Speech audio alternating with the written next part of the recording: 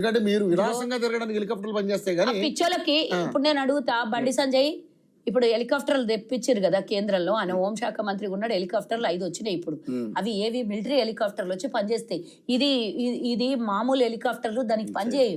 తెలివి ఉండి మాట్లాడుతుర్రా మోకాళ్ళల్లో మెదడుని మాట్లాడుతున్నారా తలకాయలలో ఉండి మాట్లాడుతున్నా నాకు తెలియదు ఈ హెలికాప్టర్లకి ఆ హెలికాప్టర్లకి చాలా తేడా ఉంటుంది సహాయక చర్యలకు రావాల్సిన డిసాస్టర్ హెలికాప్టర్స్ వస్తాయి ఆ హెలికాప్టర్లు కేవలం 5 వచ్చినాయి మనకు దేశం మొత్తం మీద కూడా వరద వస్తోంది కాబట్టి ముందస్తుగా జాగ్రత్త కేంద్రంకి లేకపోవచ్చు ఇంకొక 20-30 హెలికాప్టర్లని హైర్ చేసుకోనా లేకపోతే కొత్త కొనా అడ్డమైన చెత్త పనులకు పైసలు వెచ్చిస్తున్నారు లక్షల కోట్ల రూపాయలు దేశం మీద అప్పు చేస్తున్నారు కానీ ఇట్లాంటివి ముందస్తుగా ఒక్కొక్క రాష్ట్రానికి ఒక 10 హెలికాప్టర్లు పనిచేసేటట్టుగా ముందస్తుగా చర్యలు లేవే అనిపిస్తున్నది కాబట్టి 5 హెలికాప్టర్లు వచ్చి పూర్తి స్థాయిలో మా ముఖ్యమంత్రి గారు మా మంత్రులు అందరు కూడా సహాయక చర్యల కోసం ప్రజల్ని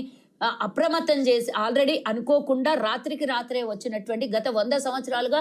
ఎప్పుడు కూడా ఇంత పెద్ద బీభత్సం జరగలేదు ఇటు ఉమ్మడి మీదకైనా సరే అటు సిద్దిపేట కూడా కొమ్మడికుంట మునిగిపోయింది అని అంటున్నారు కామారెడ్డి అయితే రాత్రికి రాత్రి క్లౌడ్ బస్ట్ అయ్యి పెద్ద వర్షము ఒక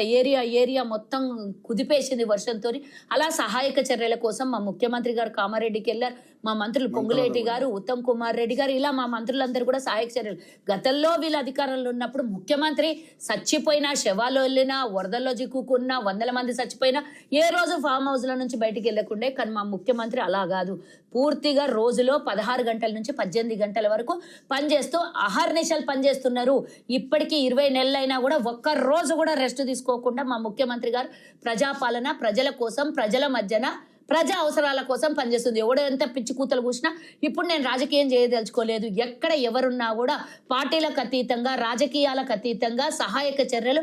ఎవరున్నా కూడా చెయ్యాలి అని ఒక మంచి దృక్పథంతో అక్కడ ఆపదలో ఉన్న వాళ్ళని ఆదుకునాలనే